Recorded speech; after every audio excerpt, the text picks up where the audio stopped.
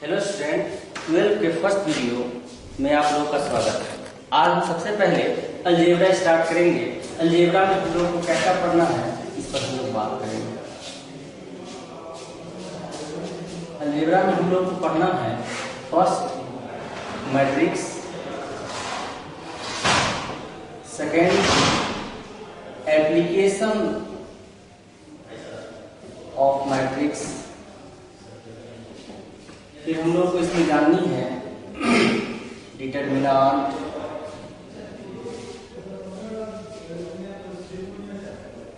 And its application.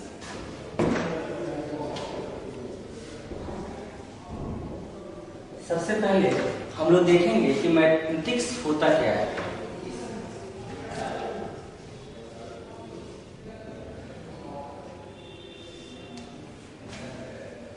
The arrangement of the numbers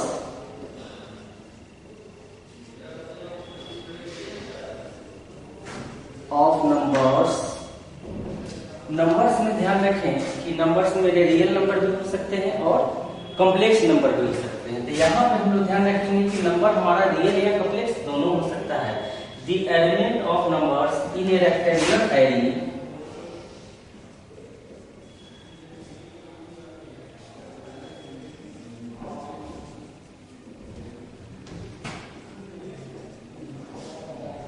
array the arrangement of numbers in a rectangular array arranged in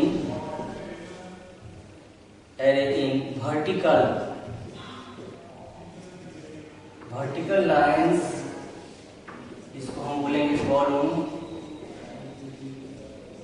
and horizontal lines,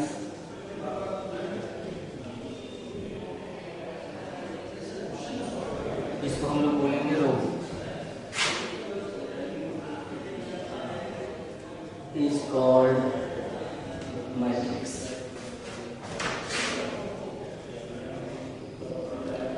कहने का मतलब है कि rectangular array का मतलब हुआ कि एक रेक्टेंगुलर पिक्चर होनी चाहिए, उसके अंदर एलिमेंट को हॉरिजॉन्टली और वर्टिकली अरेंज कर दिया जाए तो उसको हम लोग मैट्रिक्स बोलते हैं। ठीक है, जैसे इट इज रिप्रेजेंटेड बाय, इसको हम रिप्रेजेंट कितने तरह से कर सकते हैं। ऐसे रिप्रेजेंट कर सकते हैं, ये रेक्टेंगुलर एरे हो गया, रेक्टेंगल के अंदर एलिमेंट को हमको दिखाने, ठीक है।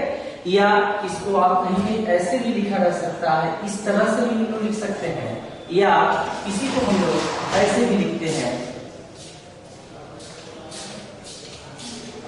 ऐसे। ये तीनों मैट्रिक्स का नोटेशन है। इस तरह से किस तरह से हम मैट्रिक्स को नोटेशन कर सकते हैं। जैसे एग्जाम्पल के तौर पे हम लेते हैं, ए एक मैट्रिक्स है, इस तरह से लिखी गई है। सपोज कीजिए यहाँ पे लिखा हुआ 1 2 3 4 5 6 8 9 10। यह एक मैट्रिक्स को रिप्रेजेंट करता है। इसमें रो और कॉलम की संख्या अगर हमको जानना चाहेंगे तो आप देखिए कि एक हॉरिजॉन्टल लाइन, दूसरा हॉरिजॉन्टल लाइन, तीसरा हॉरिजॉन्टल लाइन, ठीक है। तो यहाँ 3 हॉरिजॉन्टल लाइंस है। इसमें रो की संख्या अगर हमसे पूछेगा नंबर ऑफ रोज बताओ तो हम लोग बोल सकते हैं 3 है। और यहाँ पर एक वर्टिकल लाइन, दूसरे वर्टिकल लाइन, तीसरे वर्टिकल लाइन, तो नंबर ऑफ कॉलम्स अगर पूछेगा तो हम लोग बोल सकते हैं ये भी 3 है, ठीक है। तो इसमें रो की संख्या, कॉलम की संख्या हम लोग को पता कर लेंगे और इस तरह से अगर नंबर को अरेंज करके लिखा रहे तो हम समझेंगे कि वो मैट्रिक्स के फॉर्म में लिखा हुआ है। एक चीज और ध्यान देना है इसमें कि जब कभी रो की संख्या पे ध्यान देंगे तो ऐसा हो सकता है कि इसमें ये यहाँ पर एक 3 एलिमेंट लिखी गई है, तो यहाँ पर भी, यहाँ पर 2 नहीं लिखी जा सकती, इसमें 3 ही लिखी जाएगी। यानी कि कंप्लीट होना चाहिए। कोई भी खाना सिस्टम में ऐसा नहीं हो कि सपोज कीजिए ये नहीं है, ऐसा इस तरह का कोई मैट्रिक्स का फॉर्मेशन नहीं हो सकता। यहाँ पे एक टर्म है, उसके बारे में हम चर्चा करते हैं, जिसको हम बोलते हैं ऑर्डर ऑफ मैट्रिक्स। यहाँ पे एक टर्म है ऑर्डर ऑफ मैट्रिक्स। ये जो मेरा होता है इसको हम लोग डिफाइन करते हैं number of rows by number of columns,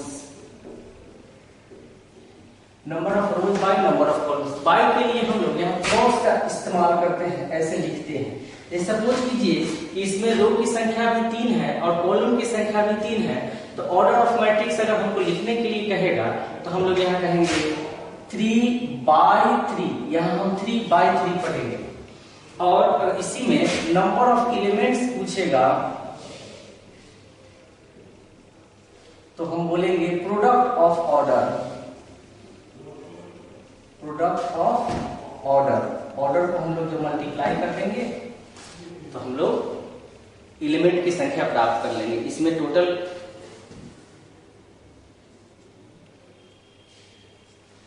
इसमें एलिमेंट की संख्या कितनी है, तो 3 और 3 को मल्टीप्लाई कर दीजिए। तो यहाँ पे नंबर ऑफ एलिमेंट्स अगर हम निकालना चाहेंगे, नंबर ऑफ एलिमेंट्स निकालना चाहेंगे इसमें,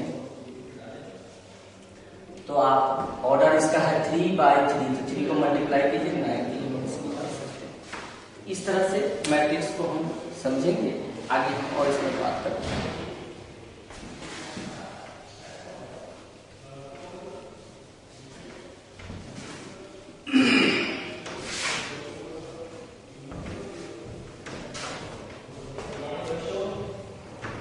हम लोग बात करेंगे एलिमेंट्स ऑफ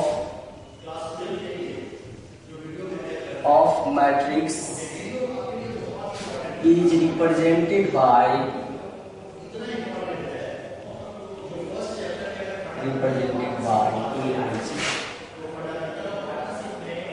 मैट्रिक्स के एलिमेंट को AIG से रिप्रेजेंट करते हैं। यहाँ पे I क्या है, J क्या है, तो यहाँ I जो है मेरा ये पोजीशन ऑफ रो बताता है, position of row, and J जो है मेरा यह पोजीशन ऑफ कॉलम बताता है।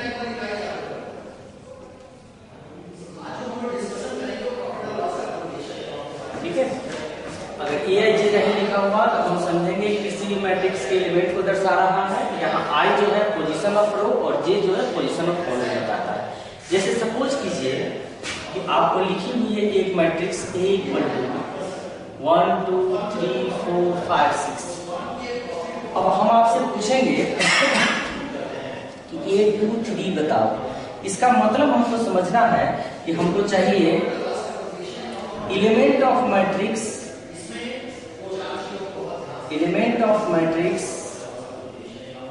whose position, element of matrix whose position are second row and third column। इसका मतलब है कि हमको उस मैट्रिक्स का वैसा एलिमेंट चाहिए जिसका रो का स्थान दूसरा हुआ, कॉलम का स्थान तीसरा, तो हम लोग काउंट करेंगे। देखिए हम लोग काउंट क्या करेंगे, ये फर्स्ट रो है, ये सेकेंड रो है, ये फर्स्ट कॉलम है, ये सेकेंड कॉलम है, ये थर्ड कॉलम है। हमको चाहिए second row third column, second row third column, कौन सा एलिमेंट मिला, 6। इस तरह से हम लोग बता देंगे यहाँ पे 1 2 3 कॉलम। कोई भी एलिमेंट इस तरह से हम लोग बता देंगे। जैसे हमसे पूछेगा 1 2 3 बताओ, इसका मतलब हमको चाहिए सेकेंड रो और सेकेंड कॉलम का एलिमेंट। तो सेकेंड रो सेकेंड कॉलम है, ये मेरा सेकेंड रो है, ये मेरा सेकेंड कॉलम है, ये 4 है, तो हम यहाँ पे इसको 4 लिखेंगे। इस तरह से प्रोपोर्शंस दिया रहे तो हम बता देंगे। साथ में अगर इसका ऑर्डर पूछेगा, ऑर्डर ऑफ ए बताओ, ऑर्डर ऑफ ए बताओ, मतलब ऑर्डर के लिए हमारे बताया है कि number of row by number of column लिखनी है। इसमें रो की संख्या 2 और कॉलम की संख्या 3, आप लिख दीजिएगा 2/4। इस तरह से हम लोग मैट्रिक्स को रिप्रेजेंट करते हैं और साथ में इसके एलिमेंट्स को कैसे हम लेते हैं ये हम लेंगे। इसके बाद हम लोग आगे बताएंगे।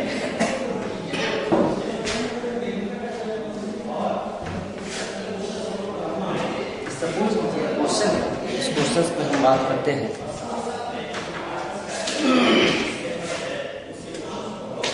एक क्वेश्चन मेरा लिखा हुआ है 5 7 √2 -2 0 3/5 6 8 4 1 -3 3। अब आपसे पूछा है इसमें रो की संख्या बताओ। पहला क्वेश्चन है फाइंड नंबर ऑफ रोज। तो आप रो की संख्या, हॉरिजॉन्टल लाइन को ही जो बोलते हैं, तो हम इसमें देख लेंगे कि कितना हॉरिजॉन्टल लाइन है हमारा। तो ये फर्स्ट, ये सेकेंड और ये थर्ड, यानी कि रो की संख्या मेरे पास कितनी हो गई? 3 हो गई। ठीक है, अगला क्वेश्चन पूछा है number of columns. Number of columns, columns की संख्या क्या होती है? तो जो वर्टिकल होता है इसको तो कॉलम बोलते हैं। तो आप जब यहाँ पे काउंट करोगे तो 1 2 3 4, हमारे पास कॉलम की संख्या हो गई 4। फिर आगे हम लोग बढ़ेंगे। इसमें हमसे पूछा है कि ऑर्डर ऑफ मैट्रिक्स बताओ। ऑर्डर ऑफ मैट्रिक्स, तो हमको पता है कि number of row by number of column ही ऑर्डर ऑफ मैट्रिक्स होता है। तो यहाँ पे रो की संख्या 3 है, कॉलम की संख्या 4 है, तो ऑर्डर हो जाएगा 3/4। यहाँ मल्टीपल नहीं, मल्टीपल में हम लिखते जरूर है लेकिन इसको पढ़ते हैं बाई। ठीक है, आगे इसमें क्वेश्चन पूछा है कि टोटल नंबर ऑफ एलिमेंट्स बताओ। टोटल नंबर ऑफ एलिमेंट्स बताइए। तो हमको पता है कि एलिमेंट्स की संख्या निकालने के लिए से तो हम गिन के भी बता देंगे कितना एलिमेंट्स की संख्या है, और नहीं तो जो ऑर्डर आएगा उसको गुना कर लीजिए, मल्टीप्लाई करेंगे तो 12 आ जाएगा। तो हम लोग बोलेंगे ऑर्डर ऑफ एलिमेंट्स। आगे हम लोग बात करेंगे, इसी में पूछा है the element, find elements A23 A31 A14 A33 A22। कहा इतना एलिमेंट हमको बताओ। अब जैसे कि हमसे पूछा है तो ये देख के हमको समझ में आ गया कि हमको कैसा एलिमेंट चाहिए। हमको इस मैट्रिक्स का सेकेंड रो और थर्ड कॉलम वाला एलिमेंट चाहिए। तो यहाँ से हम सेकेंड रो चलेंगे और first column, second column, third column चलेंगे तो मेरे पास 8 आएगा। तो A23 8 बोल देंगे। ठीक है, अब पूछा 3 बताओ, तो इसका मतलब थर्ड रो फर्स्ट कॉलम पे चलेंगे। तो ये फर्स्ट रो है, सेकेंड रो है, थर्ड रो है और फर्स्ट कॉलम है, तो √2 आएगा। इस तरह से हम इसके सारे एलिमेंट को बता सकते हैं। कहीं इसमें कोई डाउट आप लोगों को नहीं होनी चाहिए। ठीक है, हमने बहुत बेसिक बात बताई है, एकदम इनिशिएशन से स्टार्ट किया है जहां पर कोई डाउट नहीं होना चाहिए। ठीक है, आगे हम लोग फिर इसमें एक क्वेश्चन और लेते हैं।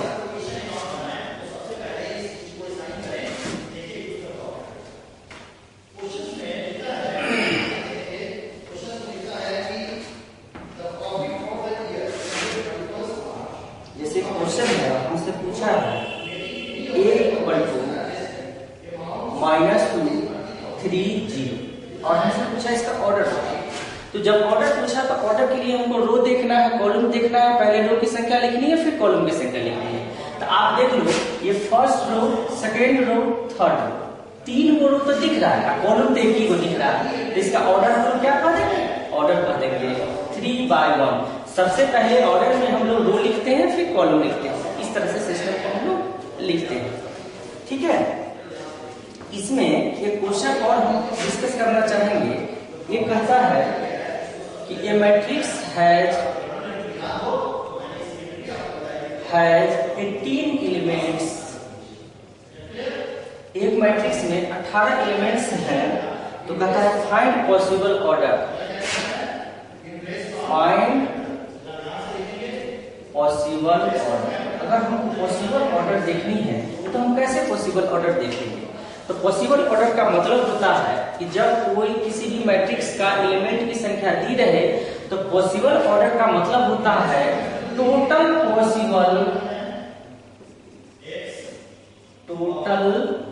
पॉसिबल फैक्टर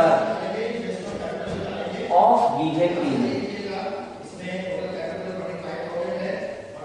जैसे 18 एलिमेंट्स है, 18 एलिमेंट को हम कितना फैक्टर के रूप में लिख सकते हैं, टोटल नंबर ऑफ फैक्टर्स कितने फैक्टर्स के रूप में लिख सकते हैं, वो मेरा ऑर्डर कहलाएगा, पॉसिबल ऑर्डर कहलाएगा। जैसे 18 को लिखनी है तो हम लिख सकते हैं 1 into 18, इसको लिख सकते हैं 18 into 1, इसको लिख सकते हैं 9 into 2, इसको लिख सकते हैं 2 into 9।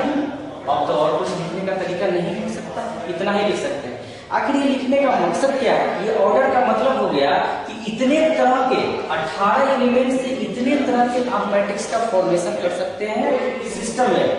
तो इसका मतलब हो गया कि एक ऐसा मैट्रिक्स जिसमें एक रो और 18 कॉलम, क्योंकि पहला रो को पोजीशन बताता है, दूसरा कॉलम को पोजीशन बताता है।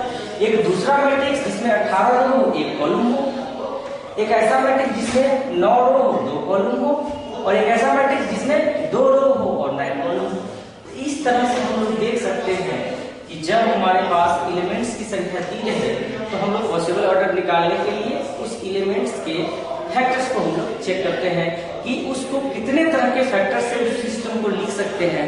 यही मेरा ऑर्डर कहलाता है, पॉसिबल ऑर्डर कहलाता है, या नंबर है कि आपसे कितना पॉसिबल मैट्रिक्स बना सकते हैं, इस तरह से। ठीक है, इसमें एक चीज और है जो हम आपको बताना चाहेंगे। कभी कभी ऐसा दिया रहेगा, जैसे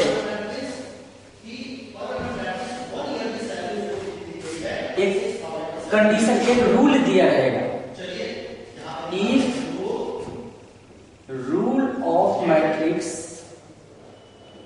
is given then we have to find matrix. कहेगा कि एक नियम दे देगा मैट्रिक्स का, कहेगा कि इस नियम का पालन करते हुए आप मैट्रिक्स बनाओ, मैट्रिक्स का फॉर्मेशन करो। जैसे एग्जांपल मैं लिखना चाहता हूँ, एक रूल दे देगा aij equal to 2i minus a, एक रूल दे दिया। अब आपसे कहा कि एक मैट्रिक्स बनाओ 3/4 ऑर्डर का, कहेगा कंस्ट्रक्ट 3/4 मैट्रिक्स। इसका मतलब है एक रूल, इस नियम का पालन करते हुए हमको 3 रो और 4 कॉलम वाले मैट्रिक्स बनाने हैं। ठीक है, तो इसके लिए हम लोग अपने मन से ज्यूम करेंगे लेट a इक्वल टू, और हम 3 रो और 4 कॉलम लिखेंगे। तो हमको पता है यहाँ के एलिमेंट को लिखते हैं A11, यानी कि element of first row first column हमको जाना है 3 रो में, तो आगे बढ़ेंगे। यहाँ होगा A21 second row first column, फिर आगे बढ़ेंगे, यहाँ होगा A31 third row first column. ठीक है, फिर आगे हम लोग और आगे मूव करेंगे। यहाँ पे तो चूंकि लिख दिए हैं 3 ही रो चाहिए, 3 रो पर, लेकिन कॉलम में तो 4 चाहिए, तो 4 तक बढ़िए। यहाँ पे होगा A12 A22 A32 third row second column. फिर यहाँ पे आइए, यहाँ लिखेंगे A13 A23 A33, लेकिन यहाँ पे भी नहीं लिखनी है क्योंकि हमको कॉलम 3 ही मिला है। 1 2 3, एक और आगे बढ़नी है, तो फिर हम लोग आगे इस पे आएंगे। हमारे पास हो जाएगा A14 A24 A34, इस तरह से हम लोग। अब हम इस एलिमेंट्स को कैसे निकालें? इस एलिमेंट्स को निकालने के लिए यहाँ पे हमारे पास रूल गिवन है, उस रूल की सहायता से हम एलिमेंट्स निकालेंगे। जैसे तो हमको चाहिए A11, तो पहले रूल लिख लें, ये है मेरा 2i माइनस ए। अब हमको चाहिए A11 चाहिए, यहाँ A11 i की जगह 1, j की जगह 1, तो यहाँ पर भी जहाँ i है वहां पर 1 और जहाँ j है वहां पर 1 रखेंगे। ये होगा मेरा 2 into 1 minus 1 यानी। ठीक है, अब अगला निकालनी है, सपोज कीजिए A21 यानी कि i की जगह 2 और j की जगह 1 रखनी है, तो 2 into 2 minus 1 यानी 4 minus 1 3। फिर हमको A31 निकालनी है, i की जगह 3, जे के जगह 1, तो मेरे पास हो जाएगा 2 इंटू 3 माइनस 1 यानी 5। ठीक है, फिर हमको निकालनी है A12, तो I के जगह 1, J के जगह 2 रखनी है, तो आप निकाल लीजिए A12 2 इंटू 1 माइनस 2 0। ठीक है, A22 2 इंटू 2 माइनस 1 3।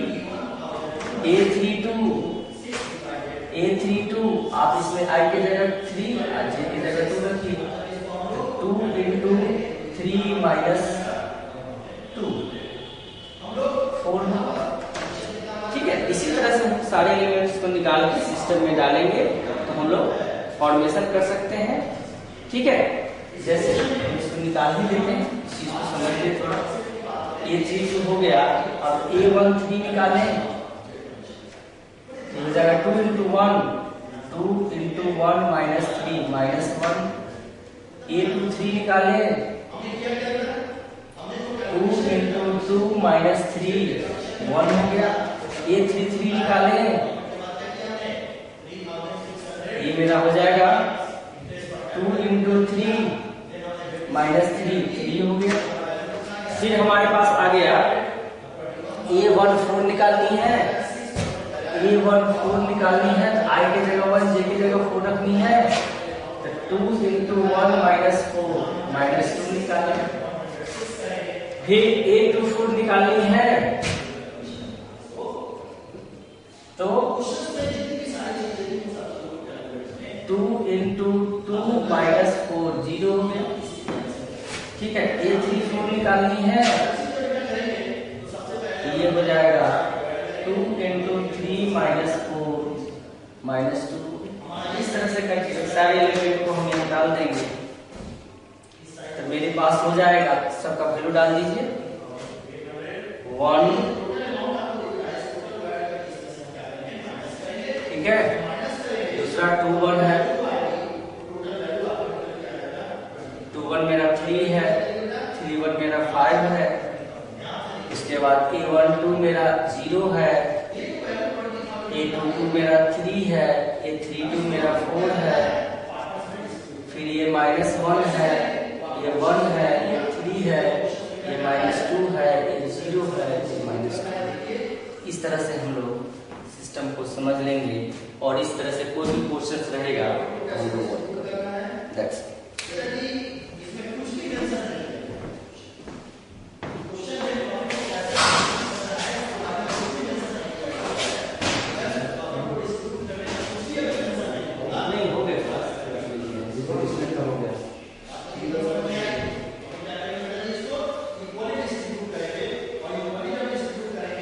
ज्यादा लंबा कभी नहीं बनाना है सर,